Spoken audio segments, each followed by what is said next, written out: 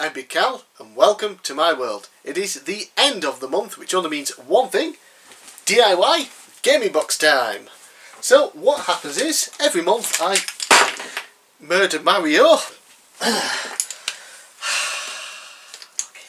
He's okay, he's fine, he's got an extra life. Anyway, yeah, at the end of the month I spin this roulette wheel here. Whatever number it lands on correlates with a games console. Then over the next month I have to try and find a good balance of quality and quantity within a budget of £25 for that console. I show it off here, spin the wheel again and see what I collect for next month. So, the end of last month I spun the wheel and it landed on Sony Playstation 3. So, let's see what's in the box. Right. So, firstly we have a game that cost £8, and that is Dragon Ball Raging Blast. So I picked up the sequel to this, showed it off in my 50th pickups video. Check that out if you haven't already seen it. So of course I had to pick up the first one as well. It looks and plays pretty much the same. I'm not sure how much differences there are in terms of the combat or anything. There might be some tweaks for the sequel, I don't know. But this one does have some advantages. For starters, it just has more personality to it, if you get what I mean. Just basic things like the menu is so well done. You know, it's got like, you know, images, it's got, you know, the big, you know, like a dragon and all this, and you scroll through and it all looks nice and different, whereas the other one's just got basic menu list and it's kind of boring. Plus this one actually has a story mode. I think the sequel just sort of has like a almost like a ladder tier system. You just do battles and that's it. This has the story mode and some what if modes as well, I believe. So yeah, this cost £8. Pretty happy to have it in the collection. Right, next in the box, let's dig inside, and we have a game that cost £10, and that is Family Guy Back to the Multiverse. So I've been after this for quite some time now. I've always wanted to try it out. I played the original Family Guy game. I've got it somewhere here for the original Xbox, and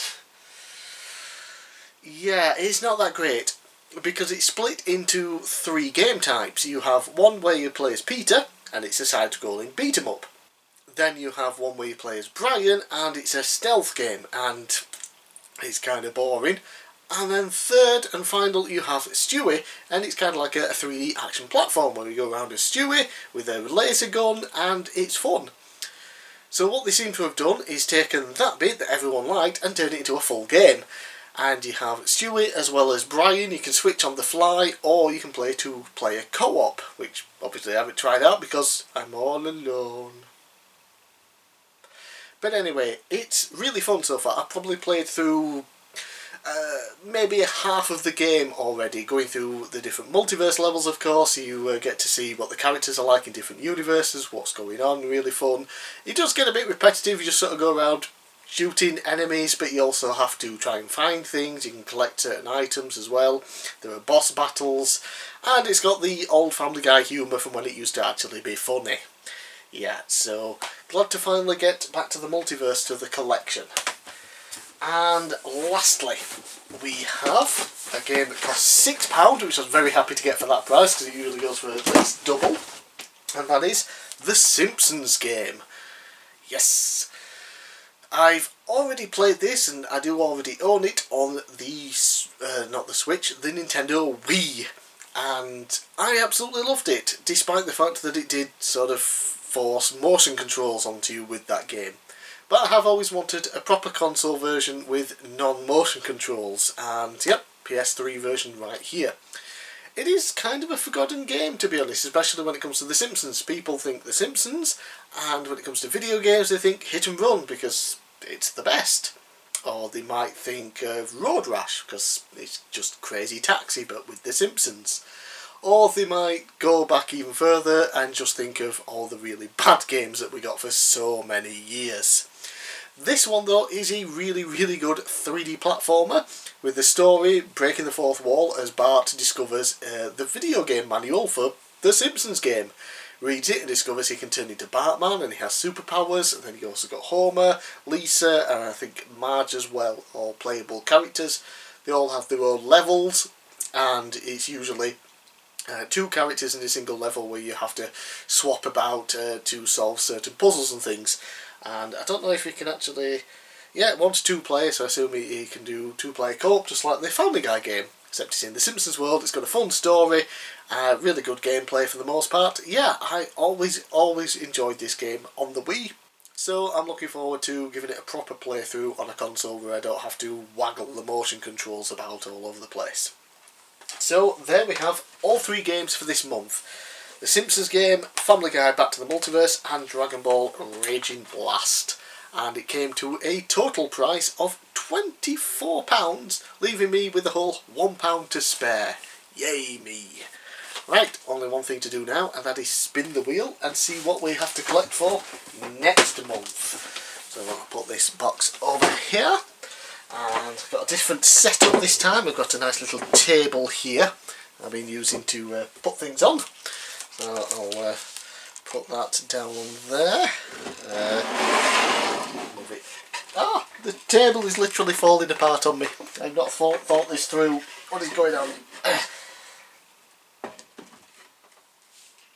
Sorted. Right, now I have to get the camera off, and I can't do it like I used to, so I have to spin the entire camera around. So,